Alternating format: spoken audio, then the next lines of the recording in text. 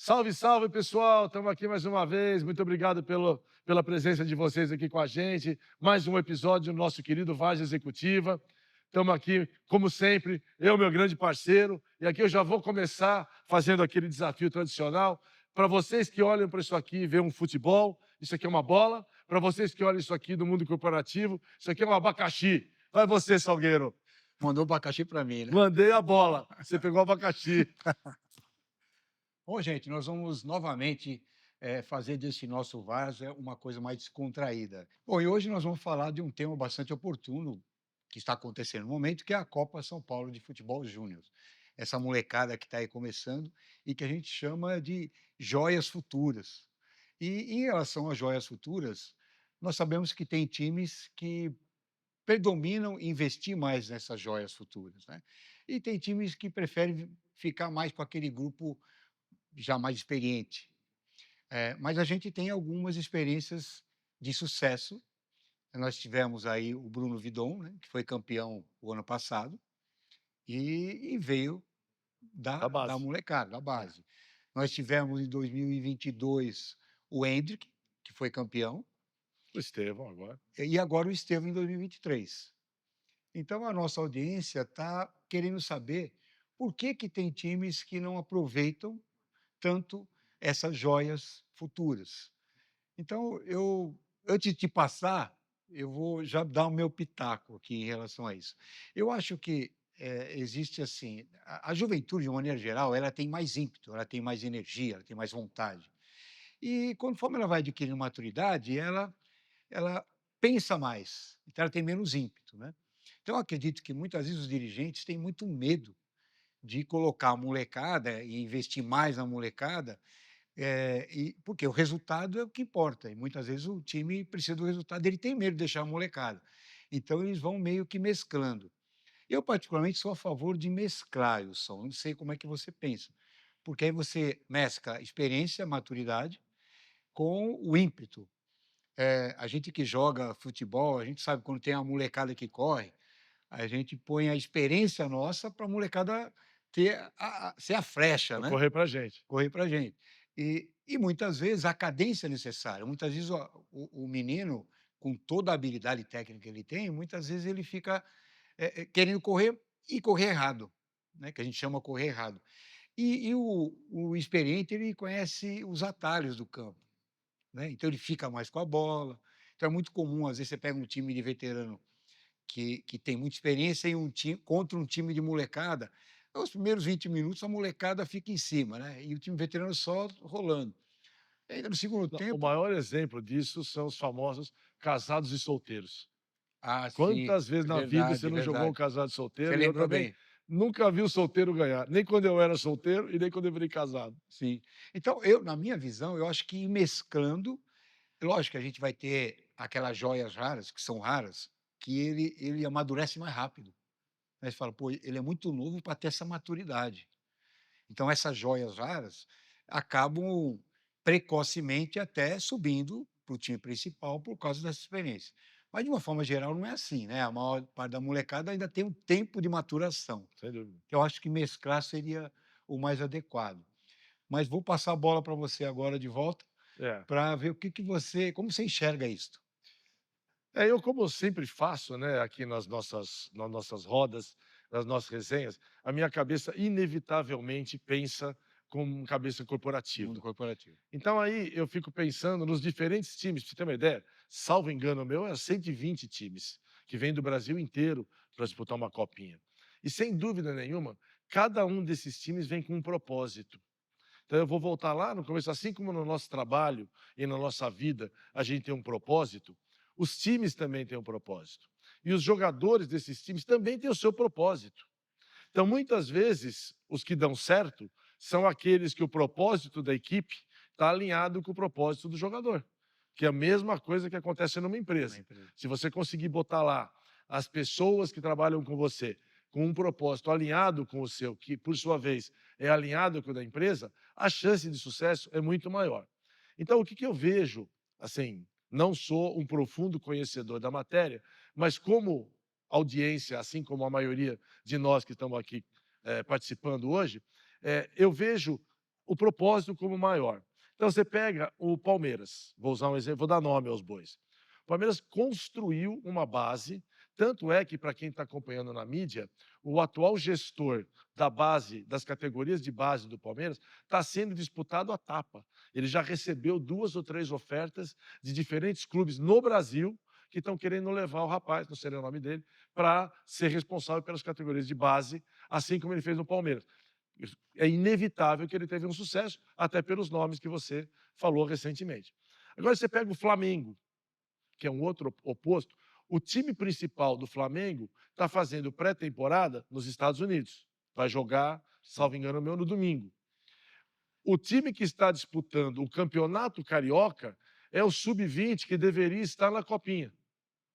E o que está disputando a Copinha, pelo que falaram os repórteres, é o Sub-17. Inclusive foram desclassificados essa semana, perderam o jogo. Então, aí tem uma boa explicação do que significa o propósito. Então, o propósito do time principal é preparar melhor, de repente, para as finais do Campeonato Carioca e para um bom começo do Brasileiro. E Sim. os outros campeonatos, Libertadores, que os times têm, Copa do Brasil, têm para disputar. A Copinha, o propósito nada mais é do que participar, claramente. Porque se o Flamengo tivesse o propósito de ganhar a Copinha, não colocaria o Sub-20 no Campeonato Carioca. Tá certo? Então, de novo, tá certo, tá errado, não. Cada um define o seu propósito, alinha a sua equipe dentro do seu propósito e segue aquele propósito. Muito provavelmente, a turma do Sub-17 do Flamengo voltou para casa feliz porque jogou 2 vezes a Copinha, apareceu na televisão, Sim. deu um nominho para eles que não tinham, então tá valendo. Vou falar do nosso querido Corinthians. O que eu vejo no Corinthians em várias e várias edições da Copinha. Vem uma galera desenvolvida da base e o Corinthians chega na hora de disputar a Copinha, vai pensar jogadores em outros lugares do Brasil. Então o Corinthians acaba virando uma concha de retalho. Tem 11, é o que mais ganhou a Copinha, provavelmente por causa disso. Depois, quanto dessa turma o Corinthians aproveita? Comparado com o Flamengo e Palmeiras, que a gente falou aqui agora, muito pouco. Muito Sim. pouco. Tem muito cara da base que vai para o Corinthians e você vê, vou dar um exemplo recente. O Wesley, que é da base do Corinthians, que se sobressaiu. O valor que ele foi vendido para os Estados para fora, não foi para os Estados Unidos, mas para fora, eu acho que era 20 ou 30% do que foi vendido o Endrick e o Estevão. Você vai dizer, ele é muito melhor, é muito pior? Não. É o propósito, é a forma do tratamento que cada equipe dá diferente.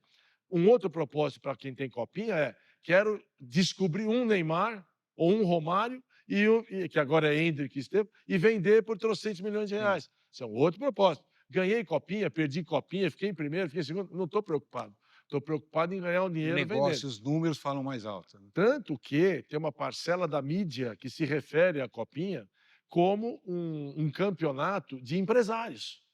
Os empresários vão catando jogadores, esparramando pelos times e, gente, vocês não têm noção, isso eu posso falar, porque uma época eu jogava no Indiano e tinha um parceiro meu do Indiano, que o filho dele, na época, tinha 17, 18 anos e queria jogar a copinha. Menino até bom, mas não era nenhuma... Eu vou poupar nomes aqui para não expor ninguém, mas não era nenhuma sumidade. E ele conseguiu botar esse menino num determinado time, na época, e cobraram dele R$ 3.000 para o menino ficar no banco. O menino não entrou em nenhum jogo da Copinha, ele não tinha os R$ 3.000.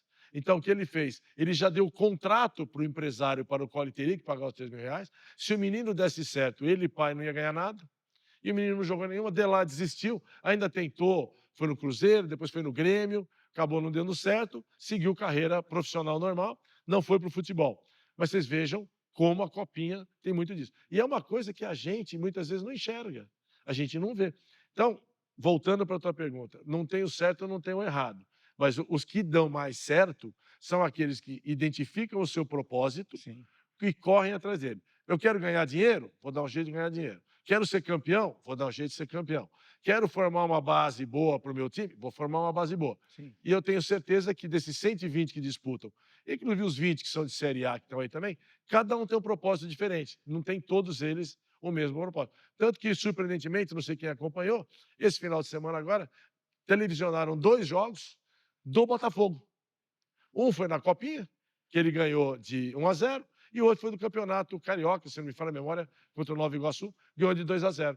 2 times distintos. O Flamengo, por exemplo, da mesma forma. Foi da Portuguesa, Então né? foi da Portuguesa, acho, é. De qualquer maneira, é o propósito deles. Se eles identificaram o propósito, estão seguindo, parabéns, estão no caminho certo. É, você falou uma coisa importante, né? Quando a gente pensa em propósito, a gente encaixa esse conceito nas empresas, na vida.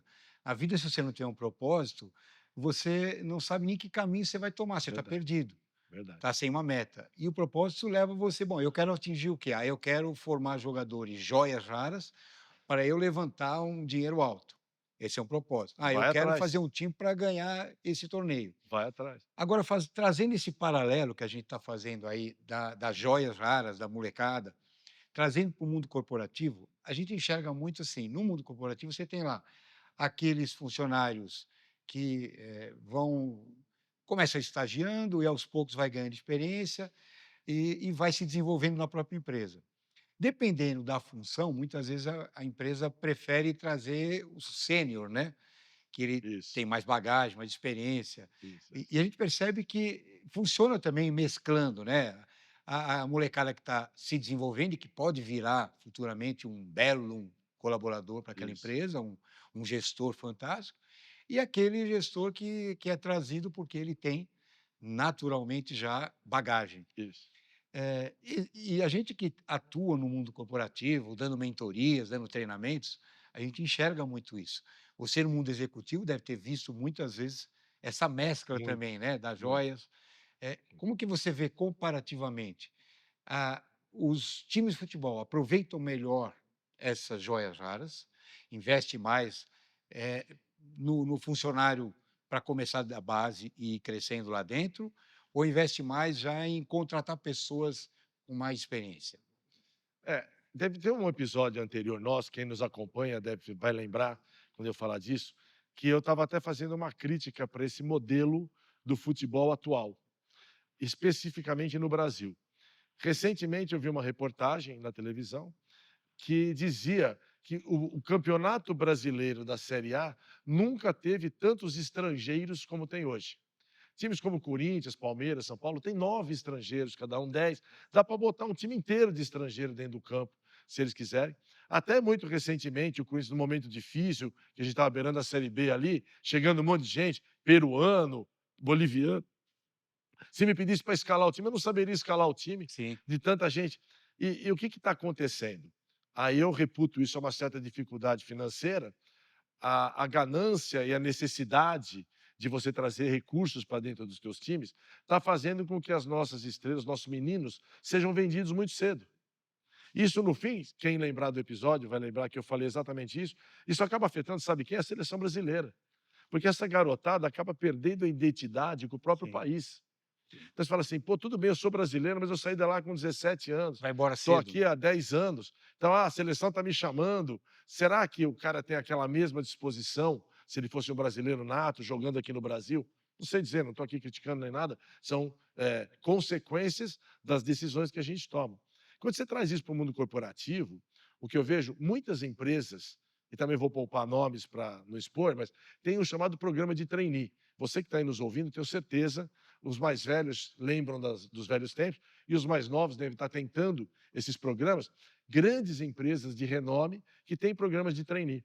Já vi muitos programas desse tipo muito bem sucedidos e outros que não foram tão bem sucedidos. Mas aí a primeira pergunta, que é basicamente baseada no que você me falou, é: o que é ser bem sucedido? É você trazer um trainee com 18 anos na tua empresa e ele ficar lá dentro por 20 anos e eventualmente virar um CEO ou um diretor sênior. Isso é ser bem-sucedido? Ou de repente você, dentro da tua empresa, traz um diretor e um CEO diretamente, como você disse, lá em cima, o cara faz um tremendo trabalho e a empresa também é bem-sucedida e o trainee não teve oportunidade. O que é muito comum, e eu vi isso muito ao longo da minha carreira, eu diria até que eu fui um algoz desse modelo, de ser treinado numa empresa e ser chamado para trabalhar em outra e acabar sendo mais valorizado pela outra do que por aquela empresa que me treinou. Infelizmente, se eu pudesse voltar atrás no tempo, na época da juventude, a gente abraçava. Talvez hoje, com princípios diferentes, eu tivesse atitudes diferentes. Mas naquela época, eu abraçava. Me chamava, melhor salário, melhor condição, eu abraçava e ia embora.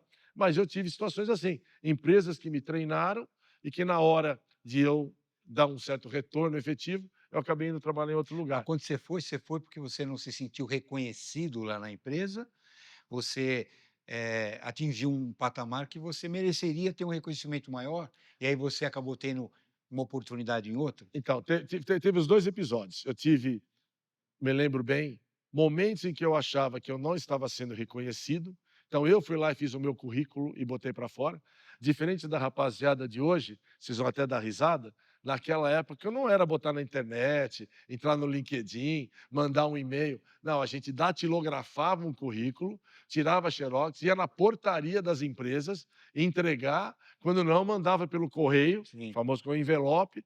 Esse dos envelopes eu tenho sérias dúvidas quantos eram abertos, mas era assim que funcionava. Procurar emprego naquela época não era as facilidades que a gente tinha hoje. Sim. Então eu me senti desprestigiado, desvalorizado, fui procurar emprego. Outros casos que eu até estava bem, achava que eu estava legal, achava que eu estava bonito, e veio um cara, me deu na época da inflação, gente, antes de 1994, eu fiz uma troca de 88 para 89, que raramente acontece na vida, eu fui ganhar mais do que o dobro em moeda nominal. E não é porque o salário era tão diferente. O dissídio entre as empresas era diferente. Hum. Eu tinha acabado de ter um dissídio onde eu estava e peguei na nova empresa o dissídio sendo aplicado. Isso fez com que eu tivesse condições de dobrar o salário. E eu até estava satisfeito, estava feliz, mas quem é aqui que não aceita um dobro? Sim. Né? Qual é a lealdade que te faz ficar em algum lugar pelo Nossa, dobro?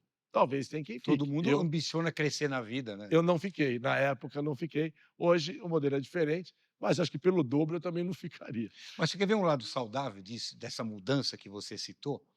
Imagine que você está lá naquela empresa, não sei se foi esse o caso, né.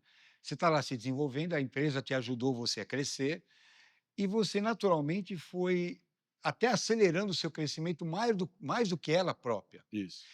E aí você quis alçar voos novos, novos cenários.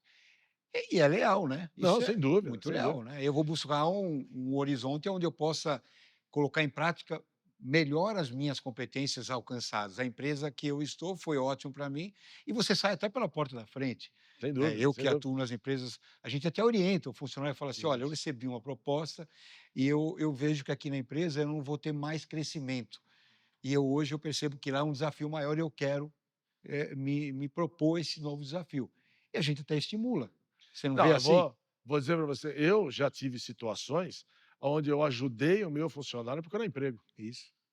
Porque eu sempre parti do princípio, acredito que muitos de nós aqui devemos ter o mesmo pensamento, eu não quero estar trabalhando com pessoas que não querem estar ali. Pessoas que estão infelizes ou insatisfeitas, ou que têm uma expectativa diferente do que aquela que nós ou a empresa que a gente está pode oferecer.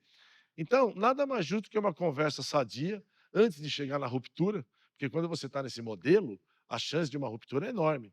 Então, antes da ruptura, antes do desentendimento, vamos conversando. E não foi uma nem duas vezes. Eu ajudei. E você falou de lealdade, eh, e eu vou falar uma coisa aqui que eu tenho certeza que provavelmente os empreendedores que estão nos assistindo vão ficar bravos comigo. Mas é um pensamento que eu tenho. Hoje eu sou um empreendedor também e não mudei o meu pensamento, que é o seguinte: quando uma empresa está indo mal, precisa de resultado, não tem caixa e é obrigado a cortar a equipe e escolhe você para mandar embora. Ela vai te perguntar se você tem 2 filhos para criar, escola para pagar, carnê do baú na lista, prestação do apartamento? Não. Não vai. Isso é lealdade? Isso é falta de lealdade? Não é, é uma necessidade, é uma ocasião, É um negócio também, é um né, não negócio. é uma instituição de caridade, Então né. eu sempre falei para as pessoas, por que que quando a relação é inversa e nós, funcionários, optamos por um outro caminho, e a gente vai na empresa e diz: "Olha, eu quero ir para outro lugar", por que que isso requer lealdade da gente? Ah, não, eu acho que a empresa saudável, ela vai até estimular. E eu diria para você, só para jogar uma provocação na tela, volto, como eu sempre falo, repito de novo, não temos aqui a menor intenção de ser dono da verdade, a gente só divide as experiências e coloca as provocações, mas eu diria para vocês assim, há uns 20, 30 anos atrás, esse conceito da lealdade, ele era um pouco mais forte. Era mais comum você encontrar pessoas que trabalhavam na mesma empresa a vida inteira, Sim, 20 aposentava anos, lá, né. 30 anos na mesma empresa. Desse período para cá, eu diria metade dos anos 90 para frente, para ser mais preciso, começou um movimento que a gente chama no jargão corporativo de M&A. M&A é a tradução de Merger and Acquisition, que são compra e venda de empresas. Monstruoso. Eu tenho certeza que todos vocês fizeram uma retrospectiva, vocês vão encontrar empresas que num determinado momento eram de um dono, hoje são de outro, outros que já passaram por 3 donos. Então, com isso, a cada troca de propriedade de uma empresa, e hoje ainda é assim, se existirem 2 empresas hoje, 2 farmácias, uma farmácia vai lá e compra a outra, o cara que comprou a farmácia vai dar preferência para ficar com a equipe dele e vai aproveitar os bons talentos da outra farmácia. Mas os que não serviram, que forem dobrados, infelizmente vão embora. Então, isso foi criando um movimento, eu entendo assim, de uma rapaziada mais jovem, as gerações cheias das letras, né? Geração milênio, geração Z, Você geração Y, que já não tem esse conceito da lealdade tão forte como se tinha 30 anos atrás. mas você concorda que a dinâmica hoje da vida é maior, é mais acelerada, é diferente? Sem Então, dúvida. os próprios clubes, né, antigamente você tinha lá um jogador, ele começava naquele time e praticamente terminava a carreira naquele time, né. Alguns, Sim, alguns. mas era mais comum. Vou te dar nomes: Ademir da Guia, Rivelino, Pelé, Rogério Ceni mais Rogério recentemente, Ceni foi Marcão do o Palmeiras, recorde.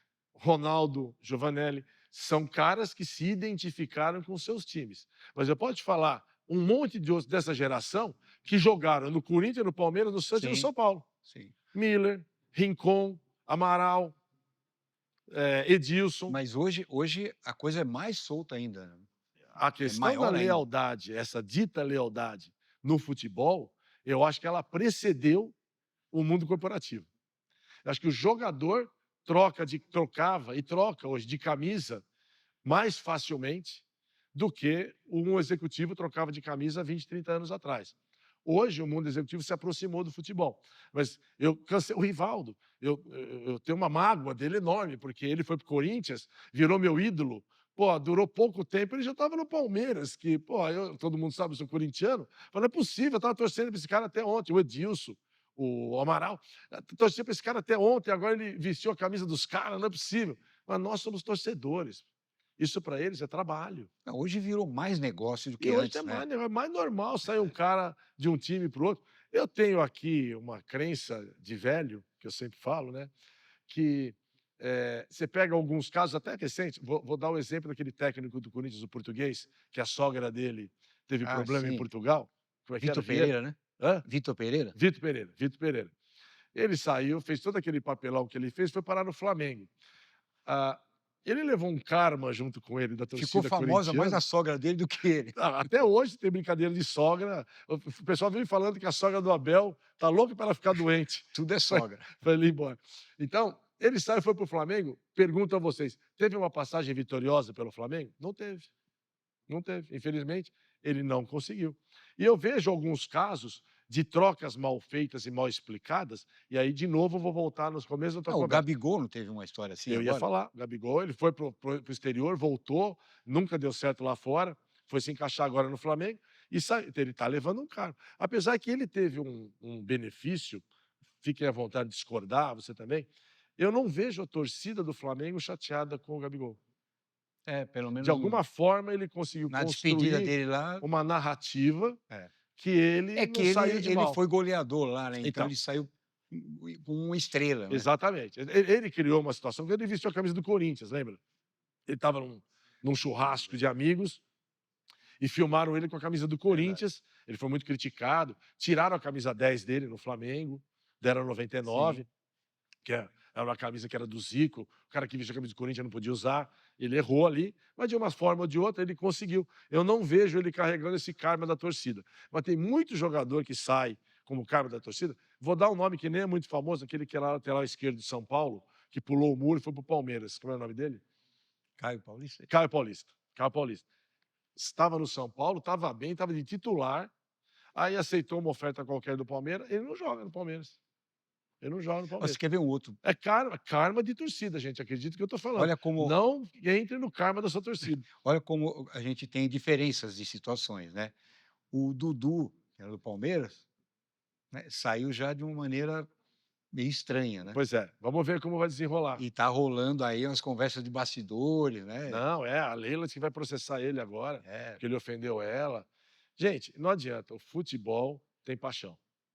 E Mas todo lugar que tem paixão, tem esse tipo de problema. pra gente fechar esse tema da Tá, jo dos jovens, da joia rara, vamos pegar uma palavra que talvez seja importante para a gente entender esse processo. O quanto a mesclagem de jogador, maturidade com juventude, e o quanto se dá tempo ao tempo, né. aham, Então, por exemplo, a impaciência para chegar a um resultado. Você falou muito uma palavra que a gente usa muito nos treinamentos, que é o propósito, eu tenho que ter um propósito. Então, se o propósito é alcançar um resultado, muitas vezes, para alcançar o resultado, eu vou ter que construir toda uma caminhada e que tem que ter paciência. é isso aí, Então, eu vou ter paciência com aquele jovem. é isso aí. Quantos jogadores, e isso não só agora, antigamente tinha muito isso, jogador que participou de 3 peneiras no time e tal, não passou, É o Cafu, né, 8 peneiras ele e fez. aí virou craque É, depois, tal. é. Então, eu não sei o quanto a gente consegue alinhar paciência, né, com o resultado que precisa ser alcançado. Puta, tem hora que a paciência, puta, agora é hora de você ter que agir, não dá para ter mais paciência. É uma linha muito tênue, É, né. verdade. Você quer comentar algo sobre Quero isso? muito. Pô, você tocou num ponto crucial. A palavra paciência, ela é Para tudo, né. para tudo na vida, para o mundo corporativo, para o futebol também, ela é fundamental, porque como é que você administra a paciência? Eu costumo dizer isso até no mundo corporativo. Com um bom planejamento. Você fala assim: "Nossa, que planejamento tem a ver com paciência?" Porque no planejamento, eu estabeleço, eh, metas e formas como eu vou chegar nessas metas. Então eu disse assim: "Ah, daqui 1 ano eu quero estar vendendo 30% a mais do que eu vendi o ano passado". Eu tenho 1 ano para construir essa meta. Então isso me dá uma certa paciência. Você está no 10º mês e você ainda está só com 10% de crescimento, a tua paciência acaba. Muitos acabam no 6º mês. Aliás, aqueles de nós que estamos aqui participando, que trabalham em grandes empresas multinacionais ou que têm um processo orçamentário forte, tem muita empresa que eu vejo a paciência acabar no 2º mês já. Que o cara faz o planejamento, no segundo janeiro já não bateu, fevereiro já começa a chicotada. Estou dizendo nem que está certo, nem que está errado. É uma realidade. Futebol é igual. Você vê que um garoto da base, para que ele seja bem-sucedido, é importante que ele tenha um planejamento. Sim. É importante que se saiba. Você vê o Endrick, bom exemplo. Eu li hoje, coincidentemente, na Folha de hoje, se não me falha a memória, acho que é de ontem, tem um artigo dizendo que o Ancelotti não quer o Endrick, está sugerindo emprestar o Endrick, que o Endrick não está nos planos dele para esse ano. Aquele outro, Vitor Roque, que era do Atlético Vitor Paranaense, Roque. hoje eu vi no programa esportivo ele batendo um pênalti para o Betis. Ele foi para o Barcelona, com toda a pampa de Barcelona, chegou lá, não deu certo, já emprestaram ele para o Betis. Chegou a ser seleção brasileira, assim como o Endrick foi seleção brasileira. Sim. Então o que acontece? A impaciência no universo, tanto corporativo como do futebol, ela pode vir de duas partes: do indivíduo ou da organização, seja ela um time de futebol ou uma empresa. Se ela vier do indivíduo, como é que ela corrige? Ah, eu acho que eu mereço mais do que eu estou ganhando aqui, vou procurar outro emprego. E eu sempre falo para os meus mentorados, isso é uma frase que eu uso muito comum: quem baliza a nossa competência e a nossa capacidade não é o nosso chefe, não é a nossa empresa, não são os nossos pais, é o mercado.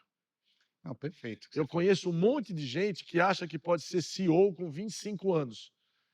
Se você conseguir alguém que te pague, que te dê a cadeira de CEO com 25 anos, sinal que você estava preparado.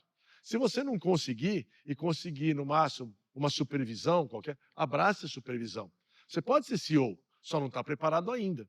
Futebol a mesma coisa. Moleque de 17, 18 anos, já tem os países da Europa vindo aqui, levando o moleque por algumas centenas de milhares de euros.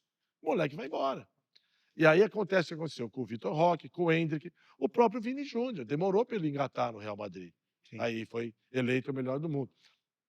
Então, de novo, um bom planejamento administra melhor a paciência. Não resolve, mas ajuda a administrar. Quem planeja bem, executa bem, necessita menos da paciência para atingir seus objetivos. Essa é a Então, minha visão. pegando o gancho da paciência, que a gente agora já vai encerrar, mas é óbvio que num mundo onde a dinâmica é muito dopaminado, né, o mundo dopaminado, dopamina o tempo todo, é muita informação, redes sociais, então a pessoa está o tempo todo, sendo estimulado pela dopamina ou pela necessidade desse hormônio da dopamina e faz com que ele não tenha paciência, né. Haja vista que você hoje em dia você tem um micro-ondas, Pois é. antigamente a mãe cozinhava, ficava 2 horas fazendo uma comida, agora não, já está pronto, já põe no micro-ondas e em 1 minuto já Aliás, já vai. recentemente um amigo me falou uma frase que eu nunca vou esquecer, ele falou assim que nós estamos vivendo a geração do micro-ondas, É, porque todo mundo tem pressa. mas é por isso. Então essa dinâmica acaba influenciando tudo. Verdade. E a paciência talvez seja uma das qualidades mais importantes que a gente tem que treinar, exercitar nesse Verdade. mundo dopaminado. Dos 2 lados. E para nós encerrarmos, gostaríamos primeiro de agradecer a nossa audiência pela paciência que tiveram com nós até agora Verdade. e pelo prestígio que vocês costumam ter todos os nossos programas, né. Então, muito obrigado pela participação e mande ideias, informações de coisas que vocês acham importante para Perguntas, a gente falar críticas. aqui. Então foi um ótimo programa, eu sou mais um, estamos juntos. Obrigado, Salgueiro. Obrigado a Obrigado à todos. audiência. Um grande abraço. Aguardamos vocês nas próximas. Sigam a gente nas redes sociais. Até o próximo episódio. Muito obrigado. Valeu, Salgueiro. Abração.